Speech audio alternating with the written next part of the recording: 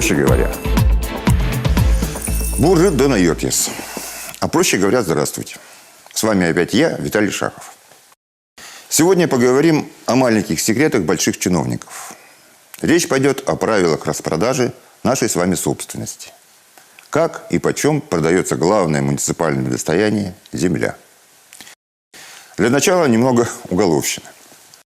Есть в череде раскрытых в последние годы преступлений чиновников особая статья, корни которой уходят в буквальном смысле в землю. Уже получила срок бывший начальник управления архитектуры и градостроительства администрации Сыктывкара Ирина Коржавина с подельниками. Осужден за махинации с землей бывший руководитель администрации Усть-Вымского района Коми Мустафа Махмудов. Земельный след обнаружен в многотомном уголовном деле бывшего мэра Ухты Олега Казарцева. Самым громким и довольно спорным стало обвинение, предъявленное мэру Сыктывкара Ивану Поздееву. Арестован также его заместитель Вячеслав Козьяков. Интересно, что первым, кто поспешил покинуть администрацию после ареста шефа, стал начальник управления архитектуры Александр Заборский. Прокурор республики Сергей Бажутов довольно подробно осветил схемы злоупотреблений, которые его подчиненные выявили в ходе проверок всего лишь 15 объектов. Сегодня обратим внимание на один системный момент.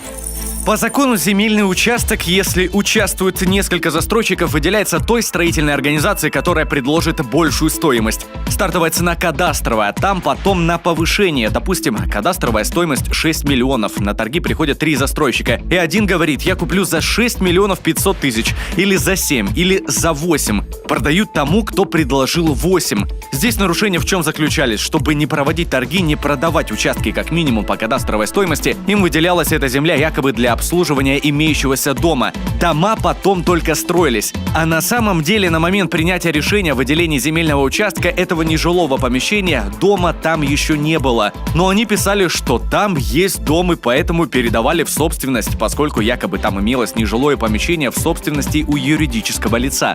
А передавалось примерно за 10% от кадастровой стоимости. То есть, если кадастровая стоимость 6 миллионов, то за 600 тысяч этот участок строительной организации доставался. Вот это разница в стоимости как минимум кадастровой, хотя, может, кто-то пришел бы и купил дороже. Она и вменяется Ивану Александровичу Поздееву. Она должна была поступить в бюджет как минимум. Это прямое жульничество. Начиная с 90-х годов прошлого века нарушения носили массовый характер. И при желании прокуроры могут пересажать многих.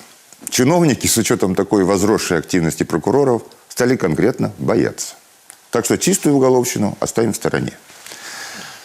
На сегодня заострю внимание на одной загогулине в самих правилах застройки. Именно эта маленькая заноза приводит не столько к нарушениям, сколько к серьезным конфликтам. Откуда большинство граждан узнают, что застройка затевается у них под окнами? Из объявления на свеженьком заборе. И начинаются волнения. Иногда маленькие, как протест жителей местечка Париж против частного дома вместо березовой рощи.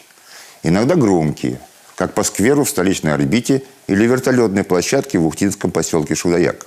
Вообще-то по закону и по правилам землепользования граждане должны извещаться о будущем строительстве еще на этапе конкурса на право застройки. И они извещаются мелким шрифтом на последней странице муниципальной газеты. В итоге о планах чиновников узнают только очень заинтересованные граждане. На конкурсах, о которых говорит прокурор, редко бывает больше 1-2 участников. И случаются казусы вроде истории с продажей в самом центре столицы здания бывшей поликлиники номер 1. Поначалу чиновники хотели продать лакомый кусок столицы чуть дороже 5 миллионов рублей. После почти случайного вмешательства общественности в лице журналистов объявленная начальная цена подскочила в 6 раз. Чувствуете разницу? В случае с поликлиникой информация до граждан доведена усилиями журналистов. И есть шанс продать кусочек столицы за реальные деньги. Но в тысячах других случаев о намерениях что-то где-то построить знают только чиновники и тот, кто положил глаз на этот участок. Да, сам закон не регламентирует порядок извещения граждан. Но это вполне могут сделать местные власти и депутаты. Но не делают.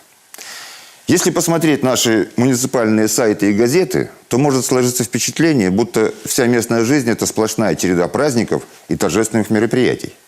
А вот объявление о продаже земли можно найти где-то очень внутри, если обладать специальными знаниями.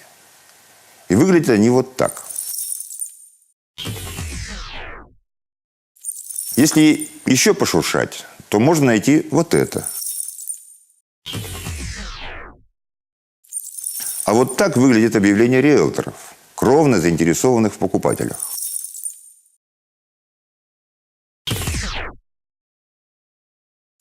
Почувствовали разницу?